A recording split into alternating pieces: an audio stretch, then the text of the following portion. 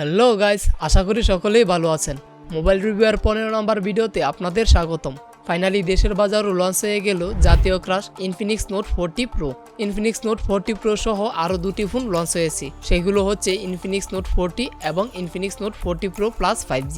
আমরা ওই বাকি দুটাতে না যাই হোক, এই ফোনটিকে জাতীয় ক্রাশ বলার কারণ হচ্ছে এই ডিভাইসটিতে আমরা নতুন বাজেটে অসম্ভব কিছু দারুণ ফিচার দেখতে পেয়েছি। নতুন উপায়ে চার্জিংয়ের সুবিধা সহ ডিজাইনের সাথে ডিসপ্লে এবং ক্যামেরাও অসাধারণ দেখতে পেয়েছি। বাকি রইল গেমিং পারফরমেন্স। আজকের এই পুরো ভিডিও জুড়েই ফোনটির গেমিং পারফরমেন্স সহ সকল কিছুই ডিটেলে আলোচনা করার চেষ্টা করব। ভিডিওটি শেষ পর্যন্ত আমার সাথে থাকার অনুরোধ রইল।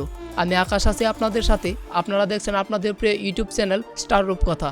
তো চলুন শুরু করা যাক। তো বন্ধুরা, চলুন প্রথমে ফোনটি আনবক্সিং করে নিই। বক্স খোলার সাথে সাথেই উপরে পেয়ে যাবেন কাঙ্ক্ষিত ফোনটির ম্যানুয়াল গাইড আর ফোনটির স্কেচ। তারপর পেয়ে যাবেন কাঙ্ক্ষিত ফোনটি।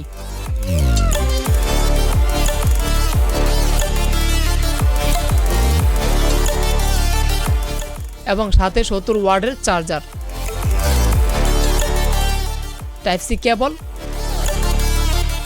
আর একটি ইয়ারফোন। আর ফোনটিকে প্রোটেকশনের জন্য পেয়ে যাবেন একটি গরিলা গ্লাস।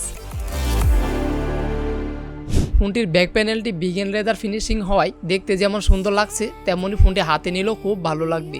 আর ফোনটির ফ্রন্ট প্যানেলে গ্লাস ব্যবহার করা হয়েছে। ফোনটি উচ্চতায় 6.47 ইঞ্চি এবং প্রস্থে 2.93 ইঞ্চি। আর ডিসপ্লেটি কার্ভ এবং থিকনেস 8.1 মিলিমিটার হওয়ায় ফোনটি যথেষ্ট স্লিম মনে হবে। আর এর ওজনও তেমন বেশি নয়, মাত্র 196 গ্রাম। আবার ফোনটির ক্যামেরা বামটির দিকে তাকালে এখানে বেশ বড় সড়ো 3টি সেন্সর দেখতে পাবেন, যদিও এখানে মূলত কাজের সেন্সর একটি। আবার পাঁচল কাটিংয়ের মধ্যেই সামনের ক্যামেরাটি সুন্দরভাবে দেওয়া হয়েছে। তো চলুন এখন ফোনটির পোর্টস অ্যান্ড বাটনগুলো দেখে আসি। প্রথমে ফোনটির নিচে JBL টিউন করা speaker grill, USB type C port, microphone ও সিম কার্ড স্লট রয়েছে। ফোনটি অনেক স্লিম হওয়ায় পাচ্ছি না শুধু 3.5 মিলিমিটারের জ্যাক। এখানে দুটি হাইব্রিড সিম কার্ড ব্যবহার করতে পারবেন, কিন্তু এক্সট্রা SD কার্ড ব্যবহার করার কোনো সুযোগ নেই। আর এই ফোনটির ডান পাশের উপরে রয়েছে ভলিউম লকার ও এর নিচে রয়েছে পাওয়ার অন অফ বাটন। সবশেষে উপরের দিকে রয়েছে স্পিকার গ্রিল, আয়ার ব্রাস্টার এবং সেকেন্ড নয়েজ ক্যান্সেলিং মাইক্রোফোন। দেশের বাজারে এই ফোনটির কালারে দুটি ভেরিয়েন্ট লঞ্চ হয়েছে, সেগুলোর একটি হচ্ছে ভিনটেজ গ্রিন ও অপরটি হচ্ছে টাইটান গোল্ড।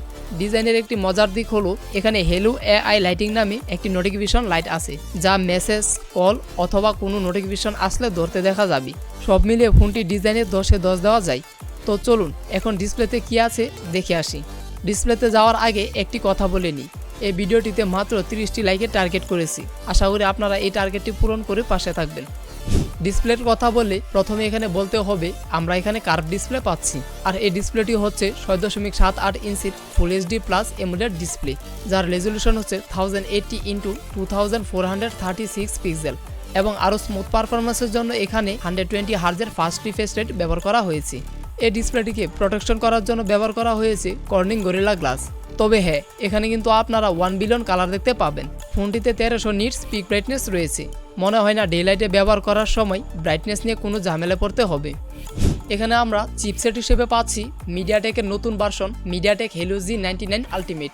আর এই প্রসেসরটি নিয়ে নতুন করে বলার কিছু দরকার নেই বলে আমি মনে করি, কারণ আমি আগেও টেকনো স্পার্ক 20 প্রো প্লাস এর রিভিউ ভিডিওতে এই নতুন প্রসেসরটি নিয়ে আলোচনা করেছি। উপরের আই বাটনে লিঙ্ক দিয়ে দিচ্ছি, আপনারা চাইলে দেখে আসতে পারবেন। আমি মনে করি এ বাজেট অনুযায়ী এর আন্তর্জাতিক ভেরিয়েন্টটি অর্থাৎ চিপসেট হিসেবে 6 nm এর মিডিয়াটেক ডাইমেনসিটি 7020 প্রসেসরটি দেওয়া উচিত ছিল। যাই হোক, এর জিপিইউ হচ্ছে IMG BXM8256। দেশের বাজার এই ফোনটির স্টোরেজে দুটি ভেরিয়েন্টে লঞ্চ হয়েছে। ভেরিয়েন্টগুলোর একটি হচ্ছে 8GB র্যামের সাথে 128GB রোম, আবার অপরটি হচ্ছে 8GB র্যামের সাথে 256GB রোম। এখানে প্রথম ভেরিয়েন্টটির মূল্য হচ্ছে 31,000 টাকা আর দ্বিতীয় ভেরিয়েন্টটির মূল্য হচ্ছে 34,999 টাকা। এখানে রমের টাইপ হচ্ছে UFS 2.2।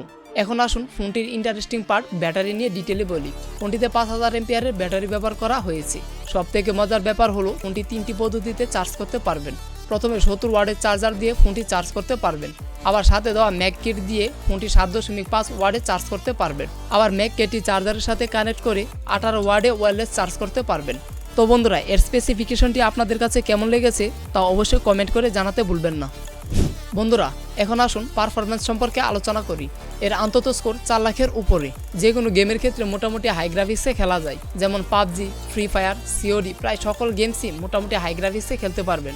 আপনি যদি এই বাজেটে একেবারে হাই পারফরম্যান্সের জন্য ফোন খুঁজে থাকেন, তাহলে এই ফোনটি আপনার জন্য নয়। তার কারণ হচ্ছে এর চেয়েও কম বাজেটেও আপনারা হাই পারফরম্যান্সের মোবাইল পেয়ে যাবেন, কিন্তু টুকটাক গেমিং এই ফোনটি দিয়ে করতে পারবেন।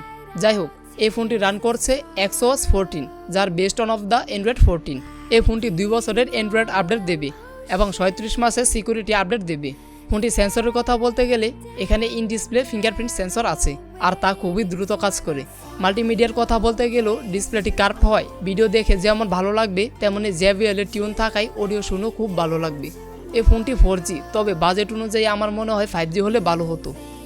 ক্যামেরার কথা বলতে গেলে এখানে যে ক্যামেরা বামটি আছে সেখানে 3টি সেন্সর থাকলেও একটি প্রধান সেন্সর, আর সেটি হচ্ছে OIS এর সাপোর্ট সহ 108 মেগাপিক্সেলের ওয়াইড সেন্সর, আর বাকি দুটি 2 মেগাপিক্সেলের সহকারী সেন্সর। তবে এখানে আমরা পাচ্ছি না আলট্রা ওয়াইড সেন্সর, যেটা কিনা এই বাজেটে আশা করা যায়।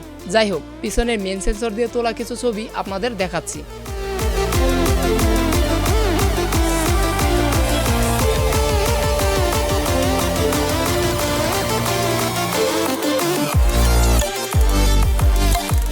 পিছনে মেন সেন্সর দিয়ে সর্বোচ্চ 30 fps এর 2K-তে এবং সর্বনিম্ন 60 fps এর 1080 পিক্সেলে ভিডিও রেকর্ড করতে পারবেন।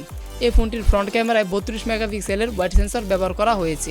সবশেষে একটাই কথা বলবো, যারা ডেইলি লাইফ ইউজে ভিডিও দেখা, টুকটাক গেম খেলা এবং ক্যামেরার জন্য মোবাইল নিতে চান, তারা এই মোবাইলটি নিতে পারেন। আর যারা হাই পারফরমেন্সের জন্য মোবাইল খুঁজছেন, তারা এর চেয়েও কম বাজেটে ভালো মোবাইল খুঁজে পাবেন। তো বন্ধুরা, এই ভিডিওটি আপনাদের কাছে কেমন লেগেছে এবং ভবিষ্যতে কোন কোন মোবাইলের রিভিউ ভিডিও দেখতে চান তা অবশ্যই কমেন্ট করে জানাতে ভুলবেন না। আর এই চ্যানেলটিতে নতুন হয়ে থাকলে সাবস্ক্রাইব করে আমাদের পাশে থাকবেন। আজকে এই পর্যন্তই, দেখা হবে সামনের কোনো এক নতুন ভিডিওতে। ততক্ষণ পর্যন্ত ভালো থাকবেন, আর ভিডিওটি শেষ পর্যন্ত আমার সাথে থাকার জন্য আপনাকে অসংখ্য ধন্যবাদ।